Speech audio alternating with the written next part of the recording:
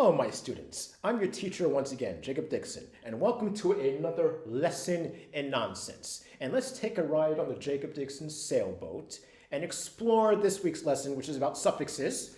And when do we use these suffixes here? When do we use ment or ness?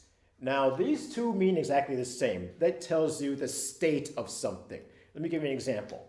When you are happy, you are in a state of happiness, right? When you're enjoying something, you are in a state of enjoyment. Now, I know it's confusing. There isn't one fixed rule as to when to use ment or ness, because you don't need a fixed rule. And the reason you don't need it is because you can use these in any situation, okay? Let me give you an example.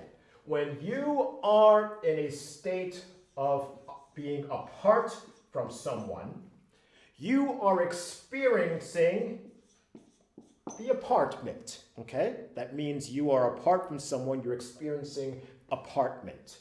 By the same token, you can say, I am experiencing apartness, right? I am apartness from my family. I'm experiencing the apartment from my folks in New York. This one, when you're departing, you are in a state of department, right? You are leaving someone. You are leaving something. You're leaving a place. I am in a state of department right now. And you can also say, I am in a state of departness, right? When there's too much pepper on something, right? Let me write pepper here. And you can't get away from it. You are experiencing the state of peppermint, okay? Peppermint, right here. You can also say pepperness. There you go. Peppermint, pepperness, right? Too much pepper. You're experiencing the peppermint right now. One last one, and then we're going to wrap it up. Now, this is something that we're all going to have to do eventually in our lives. And I'm going to put a little asterisk right here, because this is special. Pay. We all have to pay someone or something for whatever. Now, when you have to give money away, you are making a payment, okay? But when you are receiving money from others, then you are getting the payness, right? And if you are receiving money from multiple sources, you are getting paynesses.